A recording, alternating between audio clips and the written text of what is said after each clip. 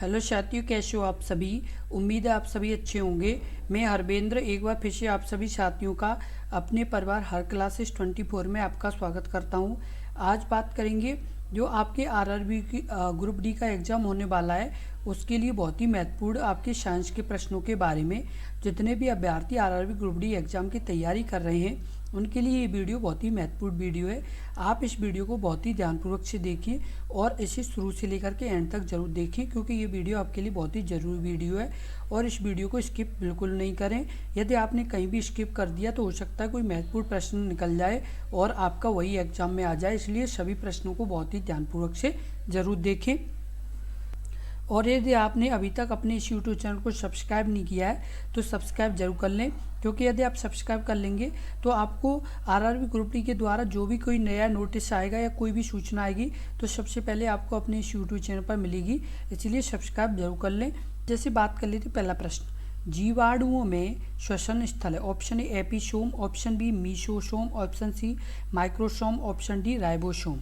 इस प्रश्न का उत्तर बताएं। इस प्रश्न का उत्तर क्या हुआ? तो इस प्रश्न का जो उत्तर सही होगा वो आपका सही होगा ऑप्शन बी मीसोसोम। जीवाणुओं में श्वसन स्थल है तो ये क्या है? तो मीसोसोम है। जीवाणु परपोषी जीवाणु परपोषी जीवाणु परपोषी प्रोकैरियोटिक प्रोकैरियोटिक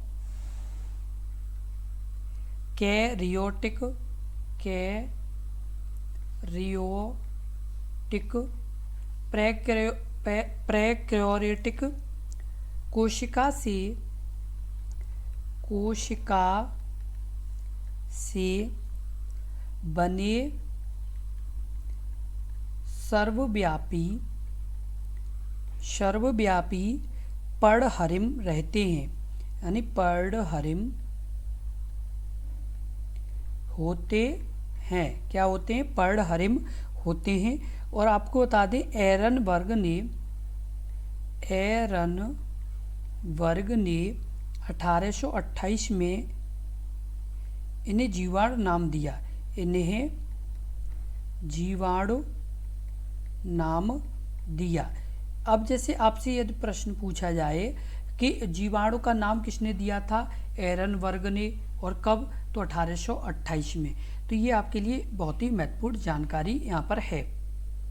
अब अगला प्रश्न है प्रश्न नंबर 2, मनुष्यों में पाया जाने वाला श्वसन पिगमेंट है। Option A chlorophyll, option B rhodopsin, option C melanin, option D haemoglobin. इस प्रश्न का उत्तर बताएं। इस प्रश्न का उत्तर क्या होगा? तो इस प्रश्न का जो उत्तर होगा वो आपका सही होगा ऑप्शन आपका डी हीमोग्लोबिन। क्या होगा? हीमोग्लोबिन मनुष्य में पाया जाने वाला श्वसन पिगमेंट है। और आपको बता दें जो हीमोग्लोबिन है वो मानव शरीर की लाल रुधिर कणिकाओं में पाया जाने वाला लाल रुधिर कणिकाओं में पाया जाने वाला लौह युक्त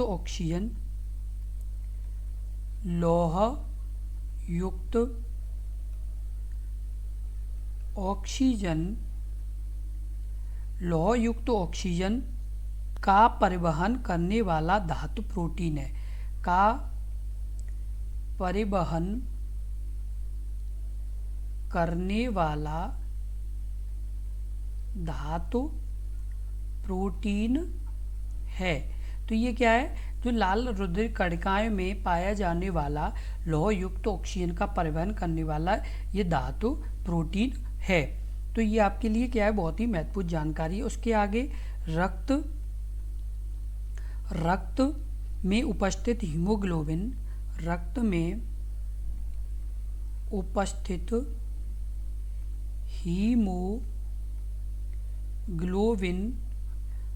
उपस्थित हीमोग्लोबिन फेफड़ों से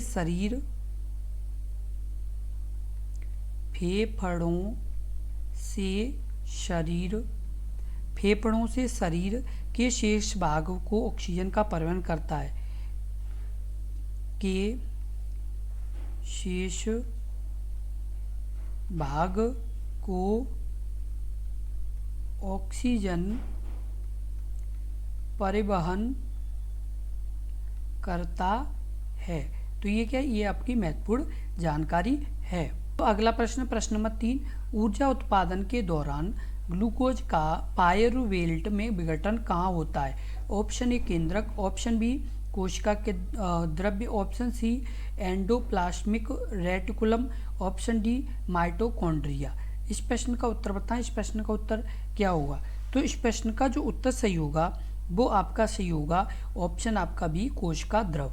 ऊर्जा उत्पादन के दौरान ग्लूकोज का पायरुवेट विघटन कहाँ होता है? तो कोशिका द्रव में होता है। किसमें? कोशिका द्रव में होता है। और आपको बता दें कि ऊर्जा उत्पादन के दौरान ग्लूकोज का पायरुवेट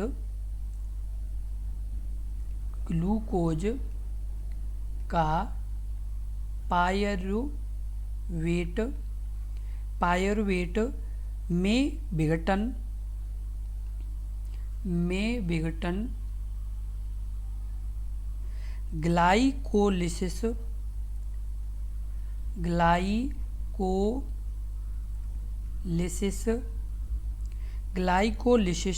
में संपन्न होता है।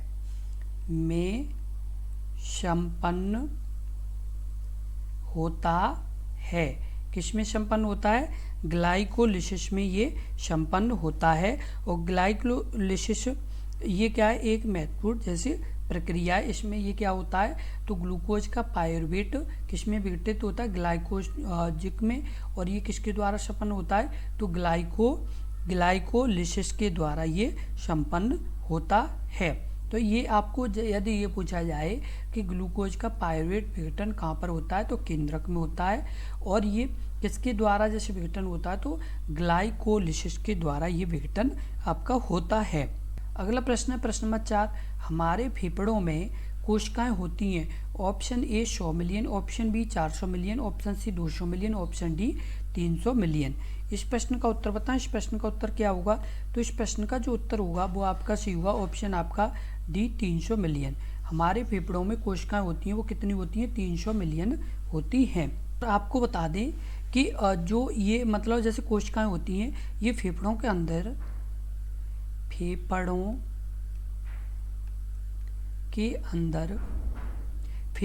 अंदर प्रत्येक श्वसनिका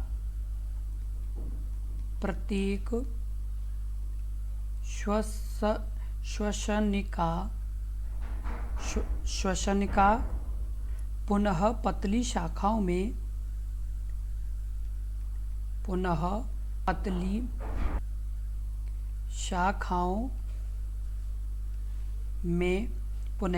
शाखाओं में विभाजित हो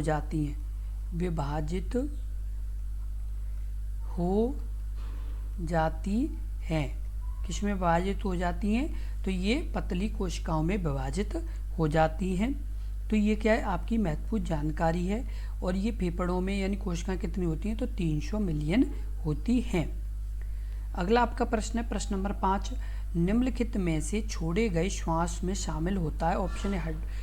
option A hydrogen, option B जलवाष्प, option C helium, option D nitrogen.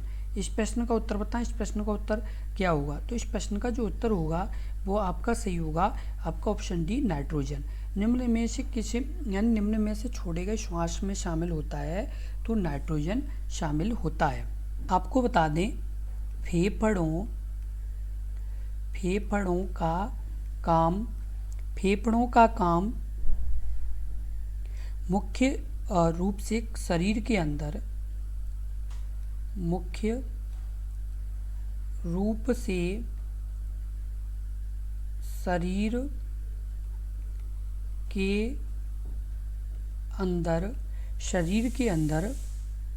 वायु खींचकर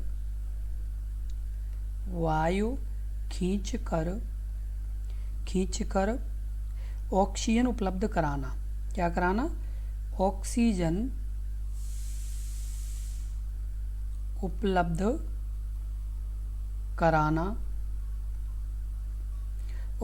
उपलब्ध कराना तथा इन कोशिकाओं की गतिविधियों से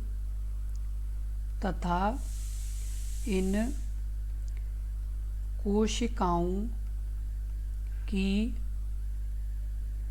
गतिविधियों से इन कोशिकाओं की गतिविधियों से उत्पन्न होने वाली कार्बन डाइऑक्साइड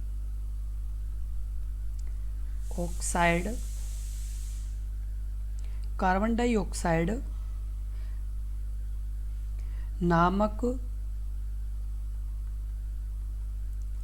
वर्ज्य को बाहर फेंकना। और आपको बता दें कि हमारे वायुमंडल में जैसे नाइट्रोजन भी होती है, नाइट्रोजन भी, ऑक्सीजन भी।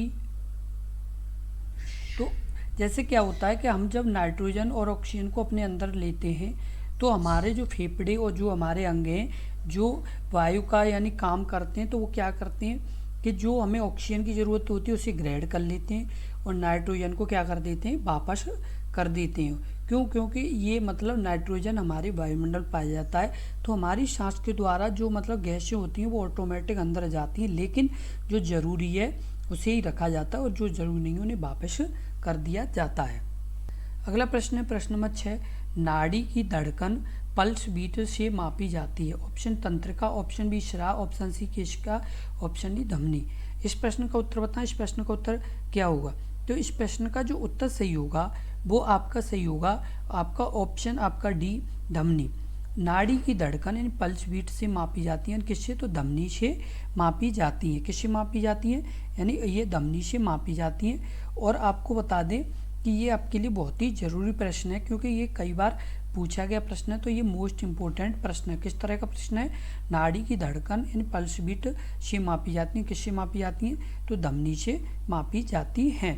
प्रश्न नंबर 7, श्लेष्मा यानी झिल्ली की सूजन को कहा जाता है। Option A bronchitis, option B आपका आयराइट्स, option C hepatitis, option D gastritis. इस प्रश्न का उत्तर बताएं। इस प्रश्न का उत्तर क्या होगा? तो इस प्रश्न का जो उत्तर होगा वो आपका सी होगा, ऑप्शन आपका ए ब्रोंकाइटिस। क्या श्लेष्मा यानी झिल्ली की सूजन को कहा जाता है? तो ब्रोंकाइटिस कहा जाता है। और श्लेष्मा की जो झिल्ली है उसकी सूजन को क्या कहा जाता है? ब्रोंकाइटिस कहा जाता है। जैसे हिंदी में श्वसनीशोय, क्या? श्वसनीशोय कहा जाता है हिंदी में। और आपको बता दें कि जो मतलब ये जैसे आपका ये श्वसन की जो सूजन है उससे संबंधित है, और इसमें श्वास की नली में सूजन आ जाती है। किस में आ जाती है? इसमें श्वास की नली में सूजन आ जाती है। क्या आ जाती है? श्वास की नली में सूजन आ जाती है, जिससे सांस लेने में समस्या आती है, जिससे सांस लेने में समस्या आ जाती है। क्या आ जाती है? सांस लेने में समस्या आ जाती है। इस चीज़ का आप जरूर ध्यान रखें। अगला प्रश्न है प्रश्न नंबर 8, मानव श्वसन में क्या छोड़ा जाता है? ऑप्शन ए गैसों का मिश्रण, option B oxygen, carbon monoxide, option C, option D carbon dioxide. इस प्रश्न का उत्तर बताएं। इस प्रश्न का उत्तर क्या होगा? तो इस प्रश्न का जो उत्तर सही होगा वो आपका सही होगा, ऑप्शन आपका डी कार्बन डाइऑक्साइड। मानव श्वसन में क्या छोड़ा जाता है? तो कार्बन डाइऑक्साइड छोड़ी जाती है। ग्रहण क्या किया जाता है? तो ऑक्सीजन को यानी मानव शरीर ग्रहण करता है और कार्बन डाइऑक्साइड को बाहर निकाल देता है। अगला प्रश्न है प्रश्न नंबर 9, कौन सी जीवन प्रक्रिया रासायनिक ऊर्जा को ऊषण ऊर्जा में बदलती है? ऑप्शन ए संचलन, ऑप्शन बी श्वसन, ऑप्शन सी पोषण, ऑप्शन डी उत्सर्जन। इस प्रश्न का उत्तर बताएं। इस प्रश्न का उत्तर क्या होगा? तो इस प्रश्न का जो उत्तर सही होगा वो आपका सही होगा, ऑप्शन आपका सी श्वसन। कौन सी जीवन प्रक्रिया रासायनिक ऊर्जा को ऊषण ऊर्जा में बदलती है? तो श्वसन ऊर्जा। कौन सी? श्वसन ऊर्जा बदलती है। और आपको बता दें श्वसन जीवों की कोशिका के अंदर होता है। किसमें होता है? श्वसन जीवों की कोशिका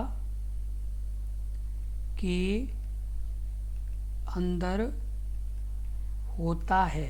कहाँ होता है? कोशिका के ये अंदर होता है, जिसमें पोषक तत्वों का उपयोग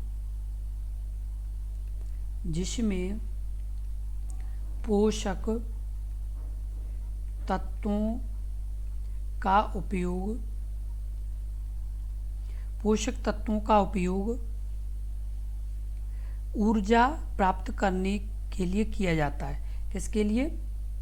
ऊर्जा प्राप्त करने के लिए किया जाता है। क्या करने के लिए? ऊर्जा प्राप्त करने के लिए इसका यानी उपयोग किया जाता है। इस चीज़ को आपको जरूर ध्यान रखना क्योंकि ये महत्वपूर्ण जानकारी है। और अगला प्रश्न है प्रश्न नंबर 10। ऊर्जा का उपयोग करते हुए पायरुविक का विघटन कहाँ होता है? ऑप्शन ए अग्न्याशय, option B mitochondria, option C यकृत, ऑप्शन डी नाभिक। इस प्रश्न का उत्तर बताएं। इस प्रश्न का उत्तर क्या होगा? तो इस प्रश्न का जो उत्तर सही होगा वो आपका सही होगा ऑप्शन बी माइटोकॉन्ड्रिया।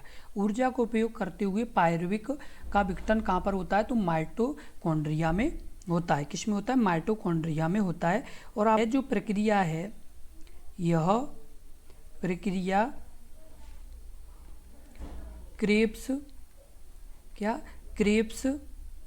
चक्र में होती है। किस में होती है? क्रेब्स चक्र में ये प्रक्रिया होती है। और आपको बता दें क्रेब्स चक्र को ट्राई कार्बोक्सिलिक अम्ल, क्रेब्स चक्र को क्या कहते हैं? ट्राई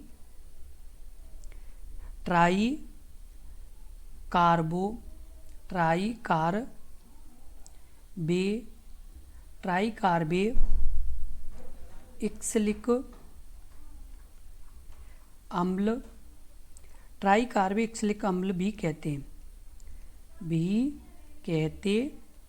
क्या कहते हैं? ट्राई कार्बे एक्सिलिक अम्ल भी कहते हैं। क्रेब्स चक्र की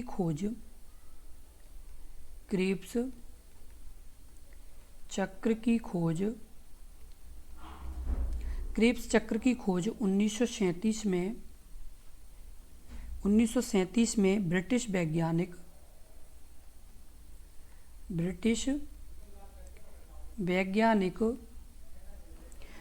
वैज्ञानिक हैंस क्रेब्स ने किया था।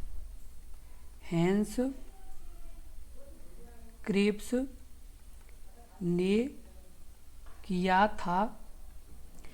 क्रेब्स ने किया था। आपसे कभी भी पूछा जाए कि क्रेब्स चक्र की खोज को किसने किया था, तो 1937 में ब्रिटिश वैज्ञानिक हैंस क्रेब्स ने इसकी खोज की थी। तो इसी तरह के बहुत ही महत्वपूर्ण प्रश्नों की लगातार जैसे वीडियो देखने के लिए अपने इस यूट्यूब चैनल को जरूर सब्सक्राइब कर लें, क्योंकि यदि आप सब्सक्राइब कर लेंगे तो इसी तरह के बहुत ही महत्वपूर्ण प्रश्नों की आपको लगातार वीडियो मिलती रहेगी। जितने भी अभ्यर्थी जो आरआरबी ग्रुप डी एग्जाम की तैयारी कर रहे हैं उनके लिए ये वीडियो बहुत ही महत्वपूर्ण है। क्योंकि आपके 25 प्रश्न किसके आएंगे? तो आपके विज्ञान के ही होंगे। इसके 25 प्रश्न विज्ञान के होंगे जो आपके लिए बहुत ही जरूरी प्रश्न है। और 25 प्रश्न का मतलब 25 नंबर, क्या 25 नंबर आपके ये हो गए। और 25 नंबर यदि आपको यानी 25 नंबर में जितने ज़्यादा नंबर जैसे लाने का प्रयास करना है तो आपको साइंस पढ़ना पड़ेगा।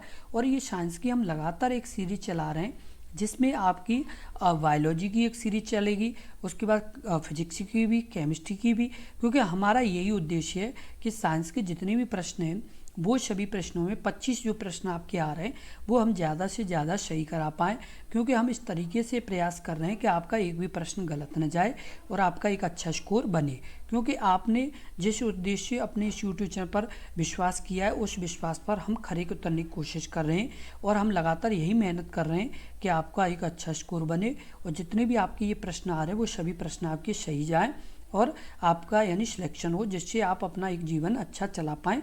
यही उद्देश्य हमारा लगातार है। बस आप मेहनत करते रहें और अपने इस यूट्यूब चैनल के साथ जुड़े रहें और आप यदि जुड़े रहेंगे तो आपका एक अच्छा स्कोर बन पाएगा। यदि आप जुड़ेंगे नहीं, आप अपनी तैयारी अच्छे से नहीं करेंगे तो आपका सिलेक्शन नहीं हो पाएगा। इस बात का ध्यान रखें। ये जो आपको मौका मिला है, ये जो आपके लिए वैकेंसी आई है, इस वैकेंसी को जाने ना दें। इसमें अपनी एक सीट पक्की करें और यदि आपको सीट पक्की करनी है तो आपको तैयारी भी अच्छे स्तर की करनी होगी। इस बात का आप ज़रूर ध्यान रखें। यदि आपको सीट पक्की करनी है तो आप दिन रात मेहनत करें। हम भी आपके साथ दिन और रात मेहनत कर रहे हैं। हमारा तो एक ही उद्देश्य है कि हम आपके साथ 24/7 यानी 24 घंटे और 7 दिन हम आपके साथ हैं। आपको कोई भी जानकारी जैसे आरआरबी ग्रुप डी से संबंधित लेनी हो या कोई प्रश्न में जैसे आपको डाउट हो या कोई प्रश्न अच्छे से समझ में ना आया हो तो आप इस वीडियो के कमेंट बॉक्स में कमेंट करें। बस आप लगातार जुड़े रहें। हम आपको प्रत्येक चीज़ को समझाने की कोशिश करेंगे और आपका एक अच्छा स्कोर यानी कराने का प्रयास करेंगे। क्योंकि हमारा उद्देश्य यही है कि यदि आपका सिलेक्शन हो गया तो एक परिवार को हम अच्छा जीवन दे पाएंगे। क्योंकि यदि आपको एक जॉब मिल गई तो आप अपनी लाइफ अच्छे से चला पाएंगे। इसलिए हमारा यही लगातार प्रयास है। बस आप मेहनत करते रहिए और हम भी आपके साथ मेहनत करते रहेंगे। इस वीडियो को ज़्यादा से ज़्यादा शेयर करें जिससे और भी अभ्यर्थियों तक ये महत्वपूर्ण जानकारी पहुंच सके। क्योंकि यदि आप वीडियो को शेयर करेंगे तो अभी और भी अभ्यर्थी अपने इस परिवार से जुड़ पाएंगे जिनसे आपका एक अच्छा कंपटीशन हो पाएगा। इसलिए आप इस वीडियो को ज़्यादा से ज़्यादा शेयर करें और यदि आपको वीडियो अच्छी लगी हो, महत्वपूर्ण लगी हो तो वीडियो को लाइक ज़रूर कर दें। धन्यवाद।